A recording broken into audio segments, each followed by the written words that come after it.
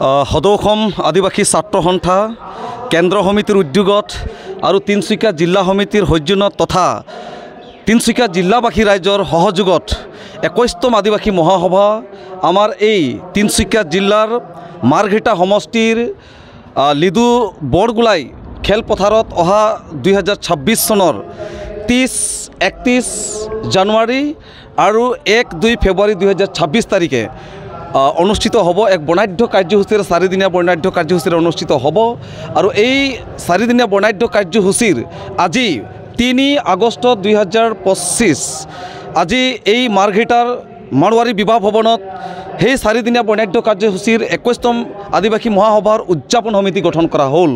এই উদযাপন সভাপতি আমাৰ মাৰ্ঘেটাৰ উদ্যমান যুৱক তথা আমাৰ তিনিচুকীয়া জিলাৰ সাংবাদিক সন্থাৰ সম্পাদক ৰাণাজ্যোতি নিয়োগ ডাঙৰীয়াক নিৰ্বাচন কৰা হ'ল আৰু সম্পাদক হিচাপে মই শ্ৰী জাৰ্নেল মিঞ্চ আদিবাসী ছাত্ৰ সন্থা তিনিচুকীয়া জিলা সমিতিৰ সম্পাদক মোক নিৰ্বাচন কৰিছে।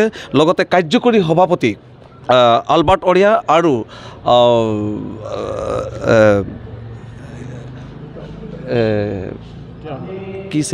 নিৰ্বাচন কৰা হ'ল।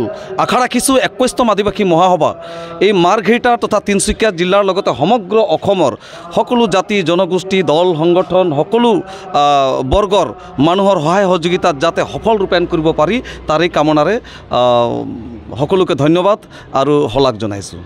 আদিবাসী ছাত্ৰ সন্থা কেন্দ্ৰীয় সমিতিৰ উদ্যোগ তথা তিনিচুকীয়া জিলা সমিতিৰ সহযোগত আজি মাৰ্ঘেটাৰ মাৰোৱাৰী বিবাহ ভৱনত সভা অনুষ্ঠিত হয়। আগন্তুক যি আমাৰ মহাসভা আদিবাসী মহাসভা 21তম মহাসভা তিনিচুকীয়া জিলাৰ মাৰ্ঘেটা অনুষ্ঠিত কৰাৰ যি এটা পৰিকল্পনা কৰা হৈছে তাৰ আজি উদযাপন সমিতি অভ্যৰ্থনা সমিতি গঠনৰ উদ্দেশ্যে সভা আহ্বান কৰা হৈছিল আৰু এই সভাতে আমি সভাপতি হিচাপে 21 সংখ্যক মহাসভাৰ সভাপতি হিচাপে ৰাণাজ্যোতি নিয়োগ ডাঙৰীয়াক সভাপতি হিচাপে নিৰ্বাচন কৰা হ'ল আৰু কাৰ্যকৰী সভাপতি হিচাপে এলবাৰ্ট অৰিয়া ডাঙৰীয়াক দায়িত্ব অৰ্পণ কৰা হৈছে।